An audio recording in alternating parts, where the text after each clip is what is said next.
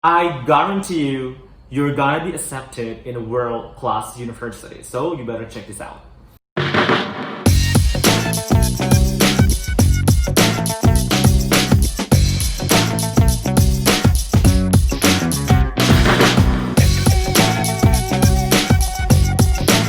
Yang keempat adalah mengenai IELTS atau TOEFL score atau English Proficiency Certificate. Karena di luar negeri itu menggunakan bahasa Inggris, of course, kita butuh sertifikat bahasa Inggris yang valid. IELTS atau TOEFL itu kalian harus persiapkan untuk mendaftar kuliah di luar negeri. Tapi ada beberapa hal dan condition di mana kalian boleh mensubmit TOEFL dan IELTS kalian menyusul ketika kalian sudah mendapatkan requirement score yang dibutuhkan. Rata-rata untuk kuliah di luar negeri itu kalian butuh minimal IELTS 6,5. Not that easy, I can tell you that. So you have to prepare about that. Yang kelima adalah mengenai personal statement. Kata orang sih 70% dari your application itu berada di personal statement. Dan banyak banget orang yang akhirnya gagal keterima kuliah di luar negeri karena mereka nggak bisa membuat personal statement yang bagus. It's really crucial karena kalian akan memberitahukan the whole life of you, the whole story of you dalam sebuah essay. Semua pesannya harus sampai ke admission team. To be honest, gue kemarin bikin personal statement itu ketika mau kuliah ke luar negeri itu sampai kurang lebih 6 bulan. Emang sesusah itu karena kita harus memikirkan perkata, belum lagi harus memilih kata atau vocabulary yang high class vocabulary yang bisa mengimpress the reader. Itu sangat penting banget. Jadi kalian harus membuat personal statement jauh-jauh hari sebelum kalian mendaftar untuk kuliah di luar negeri. Mengenai personal statement juga ada beberapa hal yang harus kalian persiapkan. Yang pertama adalah jumlah paragraph. Banyak yang membuat personal statement terlalu banyak. Kayak misalnya mereka membuat 5 halaman, 4 halaman. No. Kalian harus ingat bahwa admission team di kampus yang kalian tuju itu akan harus menganalyze banyak pendaftar dari seluruh dunia. Bukan cuma kalian. Dari imagine kalau kalian punya personal statement yang panjang itu mereka akan kewalahan dan sometimes mereka mungkin nggak bakal ngebaca your personal statement. Makanya penting banget buat kalian untuk tahu the structure of personal statement itself. Jadi yang pengen gue kasih tips adalah dari personal statement maximum 5 paragraph. I think 5 paragraph is quite a lot. If you want to write it, 5 paragraph is more than enough. Make sure kalian nggak membuat more than 5 paragraph karena it is actually sufficient kalau kalian mau menjelaskan mengenai perjalanan hidup kalian dalam 5 paragraf. Itu bisa ada susunannya, misalnya pembukaan, terus kenapa memilih kampus itu, terus kalian mau jadi apa ke depannya, dan why they should choose you. Itu sudah cukup dalam 5 paragraf. Tips yang kedua adalah jangan sebutkan semua prestasi kalian di personal statement.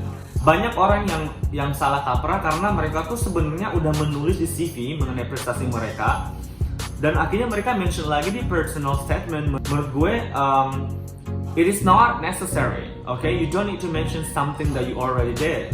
Jadi di personal statement kalian lebih bagus untuk kalian boleh memilih 1 atau 2 achievement yang menurut kalian sangat bagus yang bisa memberikan gambaran mengenai kualifikasi kalian untuk masuk ke dalam jurusan tersebut yang berhubungan. Selanjutnya, dalam personal statement itu do tell a story dan don't be boring. Terlalu bertele-tele, menjelaskan terlalu banyak, akhirnya redundant, jadi nggak jelas. Jadi admission team might be like, what is this? Terakhir untuk personal statement adalah be specific. Jadi kalian boleh menceritakan sebuah cerita mengenai sebuah fenomena misalnya, dan you can elaborate the story, dan kalian boleh menyisipkan misalnya your achievements related to that and why choose the program and why they have to choose you. Jadi kayak semuanya itu harus betul-betul comprehensive.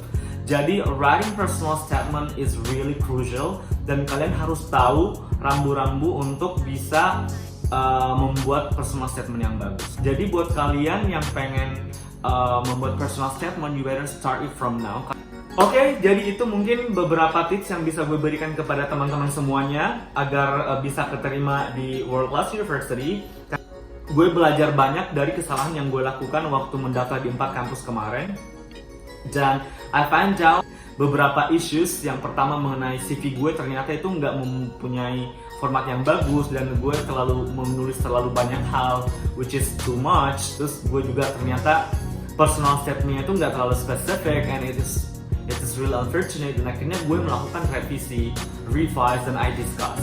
Jadi buat kalian semuanya yang pengen mendaftar di luar negeri dan udah tahu tips dan trik yang gue kasih tadi, kalian masih tetap membutuhkan namanya discussion. Jadi kalian harus berdiskusi. Ketika kalian menulis personal statement misalnya, kalian harus merevisi. Cara revisinya adalah kalian boleh memberikan kepada orang-orang yang kalian anggap qualified atau punya experience dalam hal menulis personal statement dan minta mereka untuk membaca. Setelah itu boleh kalian kasih ke orang-orang awam misalnya untuk dibaca.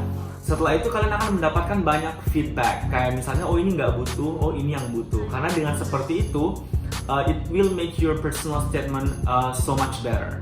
Karena bahkan orang-orang yang kuliah di Harvard atau di Oxford atau di Stanford, semua itu mereka membuat personal statement itu dengan a lot of revisions, a lot and a lot of revisions. Nggak bisa kayak kalian nulis terus langsung bisa perfect. I don't think somebody can do that. Kalau ada, that I don't know. Dan one more thing, persiapkan semua berkas ini jauh hari sebelum kalian mendaftar. Jangan kepepet, karena kalau kalian melakukan something dalam kepepet atau terburu-buru atau tergesa-gesa, I trust 100% you're not gonna be accepted. Guys, terlalu harsh to say, but that's actually the truth. Jadi kalau kalian pengen kuliah di luar negeri itu butuh commitment. Gue harap semua tips-tips ini bermanfaat buat kalian semuanya. Gue sampein tadi adalah hasil riset gue dan hasil diskusi gue dari teman-teman yang udah masuk di World Class University. Mereka pretty much give me that kind of tips. Thank you udah watch my YouTube video. Do not forget to like and subscribe, dan jangan lupa di share. Semoga video ini bermanfaat, and see you in the next episode.